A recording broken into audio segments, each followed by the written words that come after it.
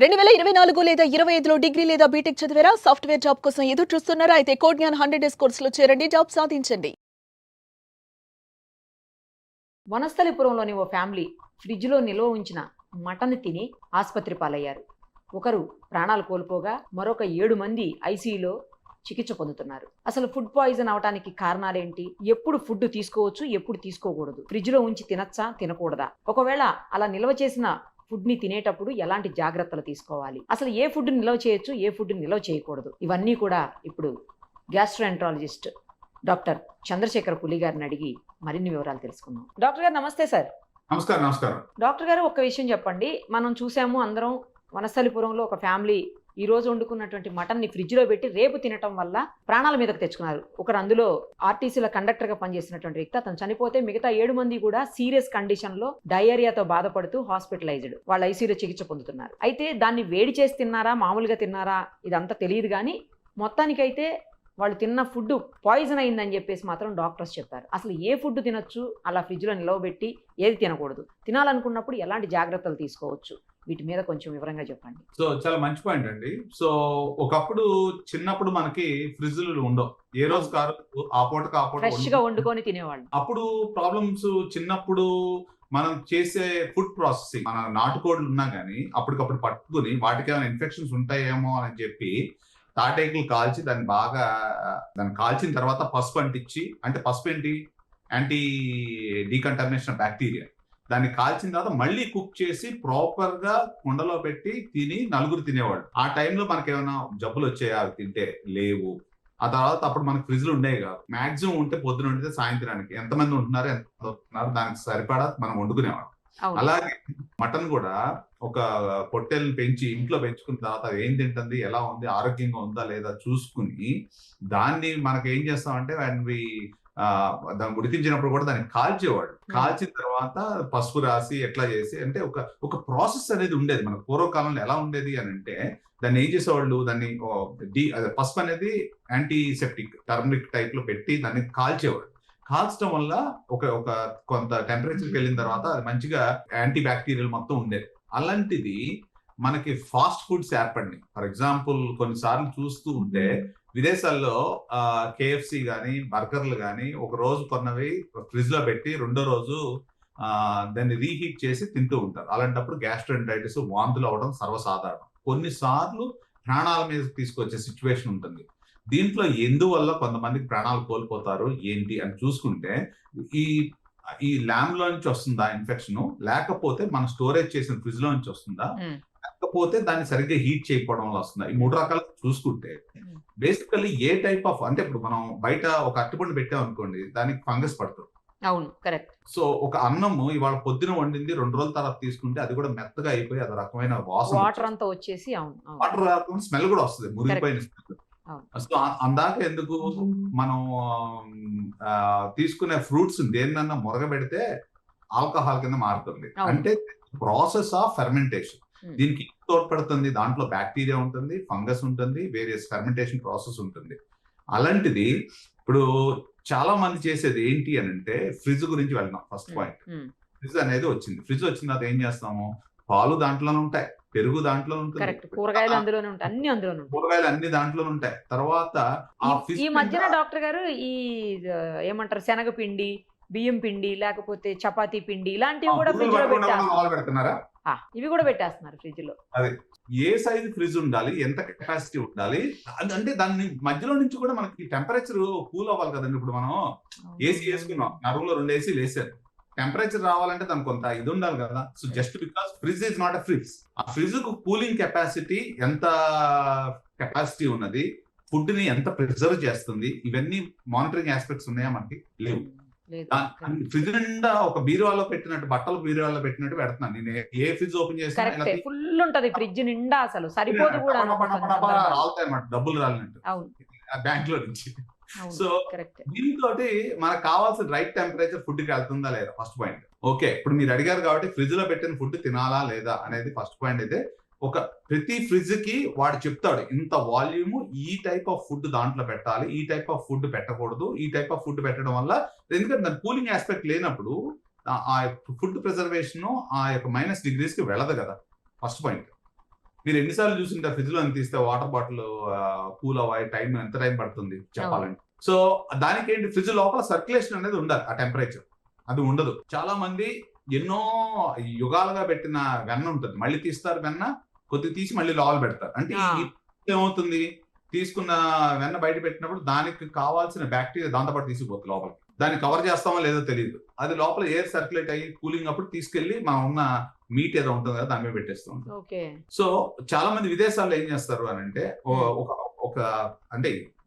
ఒక quantity of fridge ఉంటే వాడు క్లారిటీగా చెప్తారు, ఇంత ఫుడ్ పెట్టాలి, ఇంత ఏరియా, దీనికి మధ్యలో ఎంత గ్యాప్ ఉండాలి, so that the air goes between and heats them or cools them whatever it is. So ఆ ఏరియేషన్ ఆ సర్క్యులేషన్ లేనప్పుడు ఏమవుతుందంటే దీంట్లో ఉన్న బ్యాక్టీరియా మనం తీసి మళ్ళీ 100 సార్లు పెట్టింది ఒకదాని నుంచి ఒకదానికి ట్రాన్స్ఫర్ అవుతుంది. ట్రాన్స్ఫర్ అయినప్పుడు ఏమైపోతుంది అని అంటే ఆ యొక్క ఫుడ్ కి పట్టుకుంటుంది. So next point, coming back to వండిన తర్వాత ఎంతసేపటి తర్వాత ఫ్రిడ్జ్ లో పెట్టాలి. ఓకే, సో జనరల్ గా హోటల్స్ లో, స్టార్ హోటల్స్ లో చూస్తే ఒకసారి కుక్ చేయగానే ఇమీడియట్ గా, ఇప్పుడు ఫర్ ఎగ్జాంపుల్ మీరు ఫ్లైట్ లో ఎక్కారనుకోండి, there is a food cycle అంటారు. నేను ఒక Singapore airlines food processing unit చూసానండి, అసలు అద్భుతంగా ఉంది. ఒక ఫుడ్ ని పాయింట్ ఏ నుంచి తయారు చేసినప్పుడు పాయింట్ బి ఫ్లైట్ 12 గంటలు 24 గంటలు what ever it is transfer అయ్యి ఏ ఫుడ్ ఏ టెంపరేచర్ లో ఉండాలి, ఎంతవరకు ఉండాలి, ఎలా వెళ్ళాలి అనే దాని గురించి అన్ని వేల మందికి అన్ని వేల టన్నుల ఫుడ్ కుక్ చేసినప్పుడు what is the process involve, food ఎలా స్టోర్ చేయాలి, ఎలా ప్రాసెస్ చేయాలి, ఎంత ఇదిగా ఉండాలి, ఏ టైప్ ఆఫ్ ఫుడ్ ఉండాలి, అసలు అద్భుతంగా ఉందండి. అసలు ప్రతి చోట ఆ యొక్క temperature, food chain temperature correct గా మెయింటైన్ చేస్తారు. సో ఫ్లైట్ లో తిన్న వాళ్ళకి అరుదుగా వాంతులు అవుతూ ఉంటాయి, అరగపోవడం వల్ల అవుతుంది. కానీ ఈ ఎక్కడన్నా కొన్ని చోట్ల కొన్ని ఎయిర్లైన్స్ కక్కుర్తిపడి అటు ఇటు చేయడం వల్ల, లేకపోతే ఫ్లైట్లు డిలే అవడం వల్ల దాన్ని కూడా ఫ్యాక్టరింగ్ చేసుకుంటారు వాళ్ళు. క్యాటరింగ్ కావాలంటే పడేస్తారు మంచి ఎయిర్లైన్స్ వాళ్ళు. కొంతమంది if they transfer differently, that's another story. So next point ఏంటంటే, వీళ్ళు ముందు రోజు వండిందో 2-4 రోజులు తిన్నదో, లేకపోతే వీళ్ళు చుట్టాలింటికి వెళ్ళినప్పుడు మనకి ఏదో పాపం వెళ్తున్నారు కదా ఇంటికి వెళ్ళి ఏం వండుకుంటారులే అని చెప్పి పొద్దున వెళితే Bonalu important. Pick the point, Bonalu ఇక్కడ. ఓకే, అత్తగారింటికి వెళ్దామో, మామగారింటికి వెళ్దామో, లేకపోతే అమ్మగారింటికి వెళ్ళడం అవుతుంది. మా అమ్మాయి కష్టపడద్దని చెప్పేసి పొద్దున వండిన బోనాలు సాయంత్రానికి టిఫిన్ లో కడితే వీళ్ళు అక్కడి నుంచి వచ్చి ఫ్రిడ్జ్ లో పెట్టుకొని నెక్స్ట్ రోజు 3 రోజులు సరిపడా మళ్ళీ ఏం వండుతాంలే అని చెప్పి. So if you look at it, ఏ రోజు జరిగింది నాకు తెలియదు, ఎప్పుడు జరిగిందండి ఇది? సండే రోజు బోనాల సందర్భంగా వండుకున్నారంట ఇంట్లో, దాన్ని మండే రోజు తిన్నారండి. చూసాను నేను ఎలా చెప్తాను, నేను ఈ పాయింట్ నాకు తెలియదు, but I felt that is what the problem is. So actually Bonalu పొద్దున వండుంటే ఆ యొక్క టెంపరేచర్ డీఫ్రీజ్ అయిపోయి ఉంటది. బోనాల సందర్భంగా మటన్ వండుకున్నారండి, కానీ ఇప్పుడు ఏదైనా ఫుడ్ ఉన్నది విత్ ఇన్ 3 hours లో ఫ్రిడ్జ్ లో పెట్టుకోవాలి, లేకపోతే you get infection. With in 3 hours లో పెట్టాలా? అది పాయింట్.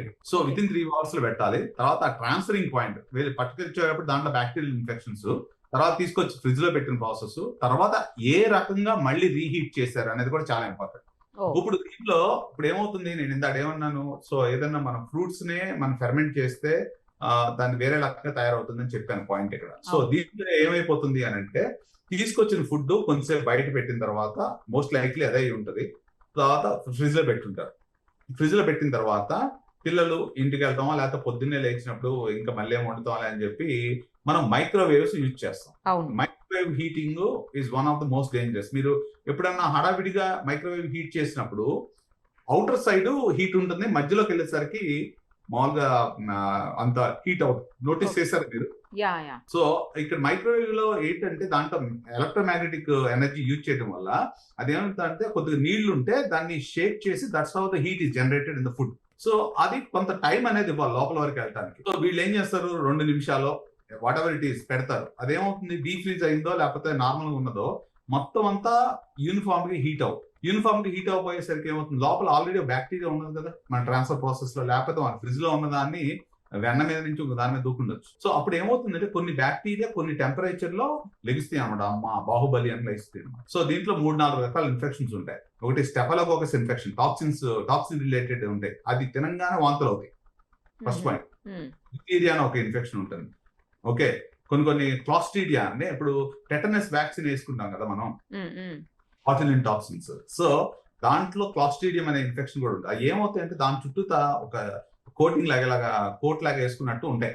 ఎప్పుడైతే మనం ఒక పర్టికులర్ టెంపరేచర్కి వచ్చినప్పుడు అవి పగిలి తర్వాత బ్యాక్టీరియల్ టాక్సిన్స్ కింద ఫామ్ అవుతుంది. క్లాస్ట్రీడియం డెఫిసిల్ అంటాం. దానివల్ల విరోచనాలు రావడం జరుగుతూ ఉంటుంది. సో ఈ రకంగా ఎన్నో రకాల బ్యాక్టీరియా ఉంటాయి. సో ఇది నాకు తెలిసినంత వరకు అంటే తిన్న విత్ ఇన్ 6 hours లో కనుక వామిటింగ్స్ వచ్చి డిహైడ్రేట్ అయ్యి టాక్సిన్స్ బాడీలో లూజ్ మోషన్స్ కూడా అవుతాయండి. ఇవన్నీ అవుతాయండి. సో బేసికల్ ఏమవుతుందంటే ఎండోటాక్సిన్స్ అంటాం ఇవి. ఒక్కసారిగా బీట్లు పడిపోయి ఫీవర్ వచ్చి వామిటింగ్స్ డయేరియా ఇవన్నీ వస్తాయి. అదేంటంటే టాక్సిన్ రిలేటెడ్ ఇన్ఫెక్షన్. అలా కాకుండా కొన్ని గంటలు లేకపోతే ఒక రోజు తర్వాత జరిగింది అనుకోండి, అప్పుడు ఏమవుతుంది లోపలికి వెళ్ళిన తర్వాత అప్పుడు ఇన్ఫెక్ట్ అవుతుంది మోస్ట్ లైక్లీ. ఇంకా కొంచెం టైం తీసుకుంటుంది అన్నట్టు. ఎందుకంటే లోపలికి వెళ్ళి మళ్ళీ రెప్లికేట్ అవ్వాలి. సో మూడో ఫ్యాక్టర్ తీసుకుంటే మోస్ట్ ఇంపార్టెంట్, ఇప్పుడు నాకే diabetes, heart attack, kidney problems ఉన్నాయి అనుకోండి, నాకు అలాంటి ప్రాబ్లం వచ్చిందంటే I deteriorate very quickly and end up in some other place. మీకు అర్థమైంది? అంటే బాడీ ఇమ్యూనిటీ కూడా ఉండాలి కదా. అవునులేండి. ఒకరికి తేడా ఉంటుంది కదా, ఒకరికి రియాక్ట్ అయినట్టు ఇంకో ఆ బాడీ ఇంకొకరికి చాలా మంది అడుగుతారు, అందరూ ఒకటే తిన్నాం, అదే నాకు అదే డౌట్. అందరూ ఒకటే తిన్నారు కదా, ఒకతను చనిపోయాడు, మిగతా 7 హాస్పిటలైజ్డ్ సీరియస్ కండిషన్. ఎందుకంటే చాలా మంది చెప్పేది ఏంటంటే, సార్ అందరూ ఒకటే ఫుడ్ తిన్నాము, మా అబ్బాయికి వచ్చింది నాకు రాలేదు ఏంటంటే. అవును, ఓకే, మీ అబ్బాయి ఏజ్కి వచ్చేస్తే మీకు కూడా రాదని చెప్తా. So it's all body immunity. So 2 factors ఉంటాయి. ఓకే, ఒకటే స్కూల్కి వెళ్తారు, ఒకటే పుస్తకం చదువుతారు, వాడు పాస్ అవుతాడు, వాడు ఫెయిల్ అవుతాడు. ఎందుకని? మనిషికి తేడా వచ్చేస్తుంది. ఎగ్జాక్ట్లీ. సో అలాగే ఇది ఒక మనిషికి అతనికి అండర్లైన్ కార్డియా ఇష్యూస్ ఏమున్నాయో నాకు తెలీదు, comorbidities. So that's one of the things. So నేను జనాలకు చెప్పదలిసింది ఏంటంటే, అప్పుడు అడుగుతారు, డాక్టర్ గారు చెప్తున్నారు ఈయన ఫ్రిడ్జ్ లో పెట్టుకోవడా అనేది క్వశ్చన్ ఒకటి. ఎట్లాంటి తింటాడు? సరే, ఈయన ఇవన్నీ చెప్తున్నాడు, బాగానే ఉంది. Swiggy most important point. Swiggy అంటే ఇప్పుడు ఎక్కడో తయారు చేస్తారు, ఎవరో డెలివరీ చేస్తారు, మళ్ళీ ఇంట్లోకి వచ్చిన తర్వాత రీహీట్ చేసి తింటాం. So I'm not just only covering fridge లో పెట్టిన ఫుడ్ ఒకటే కాకుండా, అదొక పాయింట్. రెండో పాయింట్ ఏంటంటే, మీరు తెచ్చుకున్న ప్లేస్ లో నుంచి హీట్ చేశారా లేదా అనేది రెండో పాయింట్. ఇప్పుడు ఫర్ ఎగ్జాంపుల్ మీరు స్విగ్గీలో ఆర్డర్ చేసినప్పుడు రిపీటబుల్ ఆర్గనైజేషన్ తెప్పించుకున్నాను కాబట్టి తింటారు మీరు, బాగానే ఉంటుంది. కొంతమందికి ఏమవుతుంది, ఏదో నార్మల్ గా తక్కువ దొరుకుతుంది కదనో, లేకపోతే ఏదో అనో, లేకపోతే అక్కడ పని చేసేవాడు ఎలా చేస్తాను. నేను I don't want mention something. నేను ఈ దేశం వచ్చినప్పుడు ఒకసారి చూశానండి, నా కళ్ళ ముందు నిజంగా ఎప్పటికీ బాధేస్తుంది. I'm not saying which place it is. So ఒక ట్రక్ నిండా sweets, costly sweets, very reputable place. So నేను అట్లా వస్తూ ఉన్నాను, వర్షం పడింది. సో ఆ ఒక నార్త్ ఇండియాలో నుంచి పని చేసే అతను ఇక్కడ నుంచి ఆల్మోస్ట్ సీలింగ్ వెళ్ళే వరకు అన్ని పట్టుకుని చిన్నపిల్లాడు ఆ స్వీట్స్ పట్టుకొస్తున్నాడు. Child labour. నెంబర్ 2, వాడు మెట్లు దిగేటప్పుడు ఒక స్టెప్ కి డిఫరెన్స్ ఉంది. ఇది రాత్రి 11:30, 12 గంటలకి మొత్తం ట్రే ఆఫ్ స్వీట్స్ కింద పడేశారు.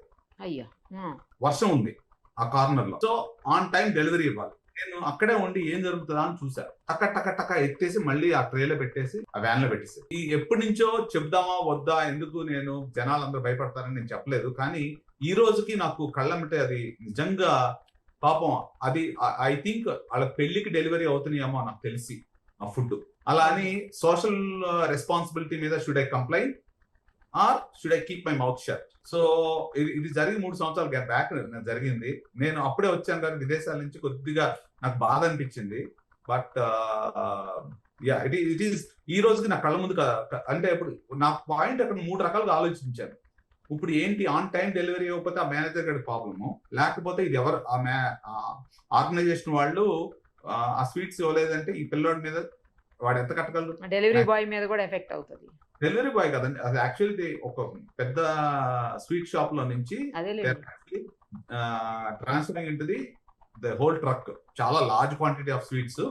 అవి కూడా ఆల్మోస్ట్ 7 ట్రేస్ ఆఫ్ స్వీట్స్ కింద పడిపోయింది. టక్క పెట్టేశారండి దాంట్లో. డాక్టర్ గారు, నాకు ఒక విషయం చెప్పండి. ఇప్పుడు 2-3 డౌట్స్ ఉన్నాయి ఈ విషయంలో. ఒకటేంటంటే, అసలు ఏ ఫుడ్ని హీట్ చేసి తినొచ్చు, ఏ ఫుడ్ని అసలు వండిన ఆహారాన్ని ఒకసారి డైరెక్ట్గా తినటం బెటరా, లేకపోతే దాన్ని ఫ్రిడ్జ్లో పెట్టుకుని అయితే పక్కన పెట్టుకుని మళ్ళీ హీట్ చేస్తుంటారు కొంతమంది. ఇప్పుడు పప్పుచారు, సాంబారు ఇలాంటివి మార్నింగ్ వండినవి కూడా సాయంత్రం నైట్లో తినేటప్పుడు ఖచ్చితంగా వేడి చేసి తింటూ ఉంటారు కొంతమంది. అది ఫ్రిడ్జ్లో పెట్టినా పెట్టకున్నా కూడా అలా రీహీట్ చేయడం అనేది కరెక్ట్ కాదని విన్నాను నేను. అది multiple reheating is not good, because దాంట్లో ఉన్న బ్యాక్టీరియాని ఏదైతే షెల్స్ ఉన్నాయో దాన్ని స్టిమ్యులేట్ చేస్తూ ఉంటాము. సో ఎస్పెషల్లీ రైస్ ఐటమ్స్, నేను చాలా మంది ఇప్పుడు ఎస్పెషల్లీ ఈ సీజన్ మాన్సూన్ సీజన్ లో వాటర్ కంటామినేషన్ ఉంటుందండి. సో వచ్చిన వాటర్ వీళ్ళు యాడ్ చేసిన వాటర్ మళ్ళీ రీహీట్ చేసినప్పుడు, వాటర్ హీట్ చేసినప్పుడు దాని నుంచి వచ్చిన బ్యాక్టీరియా రీయాక్టివేట్ అవడము. నాకు ఈ వన్ వీక్ 10 days నుంచి చాలా మంది వామిటింగ్, గ్యాస్ట్రోఎంటరైటిస్ ఇలాంటి ఫీవర్ తోటి వచ్చిన వాళ్ళు చాలా మంది ఉన్నారు. సో మీరు చెప్తున్న పాయింట్ లో 7 ఎఫెక్ట్ అయ్యారు కాబట్టి I believe it is because of the reheated meet అని నేను అనుకుంటున్నాను నేను. సో కానీ జనరల్ గా ఈ వారం రోజులు 10 రోజుల నుంచి average gastric patients from gastroenteritis, vomiting నా దగ్గర అడ్మిట్ అయిన చాలా మంది ఉన్నారు. సో సో రీహీట్ చేయడం అనేది కరెక్ట్ కాదు అయితే. రీహీట్ చేయడం కరెక్ట్ కాదు. సో వాళ్ళు కూడా జనాలు ఏమనుకుంటారంటే సరే రీహీట్ చేయకపోతే వాట్ ఈస్ అంటే ఎలా కుదురుతుంది మనం ఉన్న బిజీ లైఫ్ లోకి, పొద్దున వెళ్ళి మళ్ళీ వండుకోవడం, సాయంత్రం లైఫ్ ఒక వైఫ్ అండ్ హస్బెండ్ ఉంటే ఒకళ్ళ ఇంట్లో కూర్చొని వండాలా అనేది క్వశ్చన్. సో విదేశాల్లో కూడా రీహీట్ చేసుకుని తింటారు కదా. సో ఇవన్నీ చాలా పాయింట్స్ వస్తూ ఉంటాయి. So what I really suggest is నువ్వు ఎంత క్వాంటిటీ తినాలనుకున్నావో అంత క్వాంటిటీ పక్క తీసి you put that with in 3 to 4 hours recommended టైంలో మీరు ఫ్రిడ్జ్ లో పెట్టుకోవాలి. తర్వాత బయటికి తీసినప్పుడు నేను చెప్పాను చూసారు ఇంత అక్కడ ఎంత టెంపరేచర్ వరకు తీసుకెళ్ళాలి. ఇప్పుడు మీరు చాలా సార్లు నోటీస్ చేస్తుంటారు మైక్రోవేవ్ పెట్టినప్పుడు ఓన్లీ ఆ బయట వరకే హీట్ అవుతుంది, మధ్యలో ఉన్నది అంటే మైక్రోవేవ్ వదిలేద్దామండి కొంతసేపు. ఓవెన్ లో అందరూ బెటర్ కాబట్టి నార్మల్ స్టవ్ మీద చెప్పండి మీరు. స్టవ్ మీద కూడా ఎలా ఉండాలంటే టెంపరేచర్ కొంతవరకు రీచ్ అవ్వాలి. టెంపరేచర్ అంతవరకు రీచ్ అవ్వాలి అంటే మళ్ళీ నూనె పోసుకోవాల్సి వస్తుంది, మళ్ళీ వాటర్ పోసుకోవాల్సి వస్తుంది. ఇలాంటి అంత టైం ఇస్తారా లేదా, మొత్తం అంత ఫుడ్ అంతా హీట్ అయ్యేంత టైం ఇస్తారా లేదా, these are the other things. Stove మీద నాకు తెలిసినంత వరకు రీహీటింగ్ ప్రాసెస్ చాలా తక్కువ మంది చేస్తారేమో నా ఉద్దేశం. ఎందుకు అని అంటే రీహీట్ చేసిన అంత టెంపరేచర్ వరకు మొత్తం ఫుడ్ అంతా అంత టెంపరేచర్ వరకు తీసుకెళ్ళాలి. నాకు తెలిసి నాట్ ఓన్లీ జస్ట్ మీట్, ఇక్కడ బిర్యానీ ఏదో అయి ఉంటుంది నాకు తెలిసి. ఏ టైప్ ఆఫ్ మీట్ తిన్నారండి వాళ్ళు? అది మటన్ అంటండి. ఓన్లీ మటన్ అయినా? Only mutton. ఓకే. సో నాకు తెలిసినంత వరకు ఆ టెంపరేచర్ కూడా రైట్ టెంపరేచర్ తీసుకెళ్ళి ఉండరు. కొన్నిసార్లు ఏమవుతుంది, రైట్ టెంపరేచర్ తీసుకెళ్ళినా క్లాస్ట్రీడియం ఈ బ్యాక్టీరియా ఉంటుంది కదా, అది నార్మల్ గా షెల్ ఉంటుంది అన్నమాట. ఆ షెల్ బ్రేక్ అవుతుంది once you reach to certain temperature, then it will all cause that. So నాకు తెలిసినంత వరకు ఒక ప్రాసెస్ ఆఫ్ ట్రాన్స్ఫర్ కానీ, ప్రాసెస్ ఆఫ్ యాక్చువల్లీ ఫ్రిడ్జ్ లో పెట్టే టైం కానీ ఇవన్నీ జరిగి ఉంటాయి నాకు తెలిసి. That is why it has become like that. So నేను జనాలకు చెప్పాల్సిన మెసేజ్ ఏంటంటే మాక్సిమం ఎంతవరకు కావాలో అంతవరకు చేసుకోండి. ఈవినింగ్ మీల్స్ లైట్ గా తీసుకోండి, ఎందుకంటే చాలా మంది gas problems heavy evening meals వల్ల వస్తుంది. కానీ మనం ఎందుకు ఈవినింగ్ టైం ఎక్కువ తింటాం అని అంటే ఫ్యామిలీ అందరూ ఉంటారు, నలుగురితో కూర్చొని టేబుల్ మీద కూర్చొని తినొచ్చు అన్న రిలాక్స్డ్ గా ఉంటారు. ఈవినింగ్ పనులన్నీ అయిపోతాయి, రిలాక్స్ కొంచెం తింటారు ఎక్కువ. సో జనరల్ గా ప్రాబ్లం ఏమొస్తుంది, ఎస్పెషల్లీ వర్కింగ్ గ్రూప్ ఉన్న వాళ్ళు ఇంటికి వెళ్ళేసరికి మళ్ళీ వండి అలసిపోయి ఉంటారు. మార్నింగ్ వచ్చేటప్పుడే వండుకుని తర్వాత ఫ్రిడ్జ్ లో పెట్టడమో ఏదో చేయడమో చేసి ఈవినింగ్ మళ్ళీ హీట్ చేసి తింటూ ఉంటారు. జనరల్ గా హౌస్ వైఫ్స్ ఉన్న దాంట్లో పాపం చాలా అంటే మెజారిటీ ఇంకా స్టిల్ దే ఆర్ లైక్ మా హస్బెండ్ వస్తున్నారు వర్క్ చేసి ఫ్రెష్ గా వండుదాం అనుకునే వాళ్ళు చాలా మంది ఉన్నారు. సో వర్కింగ్ గ్రూప్ లో ఉన్న వాళ్ళకి మెయిన్లీ ఇలాంటి సిమ్టమ్స్ వస్తున్నాయి. వాళ్ళు అందరూ బయటకు వెళ్తున్నారు, ఈవినింగ్ కూర్చొని హెవీగా తిందాము, హీటింగ్ టైం ఎక్కువ పోవడం ఇలాంటి జరగడం వల్ల ఇవి వస్తున్నాయని నేను భావిస్తున్నాను. ఇంకొక డౌట్ కూడా ఉంది డాక్టర్ గారు. ఇప్పుడు మనం ఫ్రిడ్జ్ లో పెట్టి వాడొద్దు, అది తినద్దు అని అంటున్నాం. మరి మిల్క్ లాంటివి, కర్డ్ లాంటివి కంపల్సరీ ఫ్రిడ్జ్ లోనే పెట్టాలి, లేకపోతే మిల్క్ ఫ్రిడ్జ్ లో పెట్టకపోతే పాడైపోతుంది. పెరుగు కూడా సేమ్ పరిస్థితి, ఫ్రిడ్జ్ లో పెట్టలేదు అనుకోండి పుల్లగా అయిపోతుంది, అది తినలేనటువంటి సిచ్యుయేషన్ ఉంటుంది. మరి అలాంటి వాటి పరిస్థితి ఏంటి? ఎగ్జాక్ట్లీ, చాలా మంచి పాయింట్ చెప్పారు. నా పర్సనల్ ఎగ్జాంపుల్ చెప్తాను. సో విదేశాల్లో మిల్క్ యావరేజ్ గా దాని మీద ఎక్స్పైరీ టైం ఉంటుంది 3 to 4 days. అది pasteurised, they also add some pasteurised chemicals to maintain certain preservation. ఆ టైం అయిపోయిన తర్వాత కంపల్సరీ పారేయాలి. 3 days ఉంటుంది ఎంతో మాక్సిమం. ఇక్కడ వచ్చిన తర్వాత 1 day, కొన్నిటికి 2 days ఉంటుంది సార్, కొన్నిటికి 1 day ఓన్లీ. అంత ఎక్కువ ఉండట్లేదండి నాకు తెలిసి. మనం కొద్దిగా ఇంకా మిల్క్ ప్రొడక్షన్ ఎక్కువ ఉంటుంది కానీ మనకి. సో నా ఉద్దేశం ప్రకారము సాయంత్రం కల్లా పెరుగు చేసుకుని దాన్ని మనం ఏం చేసేవాళ్ళం, పొద్దున్న పాలు వస్తే సాయంత్రాన్ని పెరుగు చేసుకుని నెక్స్ట్ రోజు తినేసి అయిపోతుంది. అవును, not doing like that.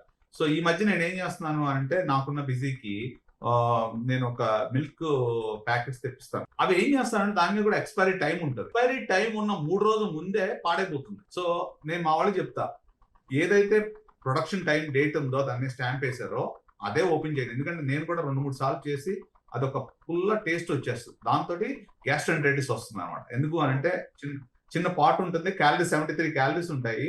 So నేను ఐ మీన్ గ్యాస్ట్రోంటాలజిస్ట్ అయినా నాకు టైం ఉండదు కాబట్టి ప్రాక్టీస్ లో. So I rather depend on some yogurt, పెరుగుతోటి చేస్తాను నేను. కానీ నేను చూసిన దాని ప్రకారం ఏంటంటే ఇంకా 3 days ఎక్స్పైరీ ఉన్నా అది 5 days ఇస్తారు, అది నాకు 2 రోజులకే చేంజ్ అయిపోతుంది. ఇక్కడ ఏమవుతుంది, ట్రాన్స్ఫర్ టైం ఉంటుంది. బ్లింకిట్ లో పెడతారు, బండి మీద వేసుకొస్తాడు వాడు. సో ఆ టెంపరేచర్ మారింది, టెంపరేచర్ మారింది, కరెక్ట్. మారింది. మళ్ళీ ట్రాన్స్పోర్ట్ టైము మనం క్యాలిక్యులేట్ Exactly. చేసుకోవాలి. దాంట్లో అప్పుడు ఏమవుతుంది, బ్యాక్టీరియా అప్పటిదాకా పడుకున్నవి ఒకసారి లెగిస్తాయి, మళ్ళీ ఫ్రిడ్జ్ లో పెడతాం, మళ్ళీ లెగిస్తాయి, మళ్ళీ బయటికి తీసి ఎమ్మటే తినం, మళ్ళీ లెగిస్తాయి. So you understand. So the food chain is very very important. So నా ఉద్దేశం ప్రకారము ఒక్కసారి ఆ Singapore airlines food processing chain, food chain అంటారండి, అది కనుక సమ్మరైజ్ చేయగలిగితే అందరికి క్లియర్ గా అర్థం అవుతుంది నా ఉద్దేశం ప్రకారం. That was the fantastic. It was 1.5 hour program, but the way the chef was making, how they and how sterile they are when they walk in, and ఏ టైప్ ఆఫ్ ఫుడ్ ఎప్పుడు ఎలా process చేశారు, అద్భుతంగా ఉంది ఆ documentary. Okay. I have really revolutionized Singapore the meal catering వాళ్ళది చేశారన్నమాట. It was fantastic. ఆ ఫుడ్ చైన్ అనేది చాలా చాలా ఇంపార్టెంట్. మనం ఎప్పుడైతే ఆ టెంపరేచర్ వేరియేషన్స్ వచ్చినప్పుడు కంపల్సరీ బ్యాక్టీరియా మల్టిప్లై అయ్యి ఇలాంటి ప్రాబ్లమ్స్ వస్తూ ఉంటాయి. ఏదైనా కేర్ఫుల్ గా ఉండాలి అంటే ఫ్రెష్ ఫుడ్ తినాలి, ఫ్రెష్ గా అప్పటికప్పుడు చేసుకొని తినటం, ఫ్రిడ్జ్ లో పెట్టడం, వాటిని ఒక రోజుకో 2 రోజులకో 3, చాలా మందిని చూస్తుంటాం 4-5 రోజుల తర్వాత కూడా తింటుంటారు, ఫ్రిడ్జ్ లోంచి ఫుడ్ తీసి వేడి చేసి పిల్లలకి పెట్టేవాళ్ళని కూడా చూసానండి నేను. అదే మనకేమవుతుందిలే, మనమే తినకూడదు అంటే పిల్లలకు కూడా పెడుతుంటారు కొంతమంది. ఎస్పెషల్లీ మాన్సూన్ సీజన్ కేర్ఫుల్ గా ఉండండి నా ఉద్దేశం ప్రకారం. Because I see okay, right sir. Fresh food తింటే ఏ ప్రాబ్లమ్స్ ఉండవు. Thank you very much. Thank you. Suman టీవీలో మీ పర్సనల్ అండ్ బిజినెస్ ప్రమోషన్స్ కోసం కింది నెంబర్కి కాంటాక్ట్ చేయండి.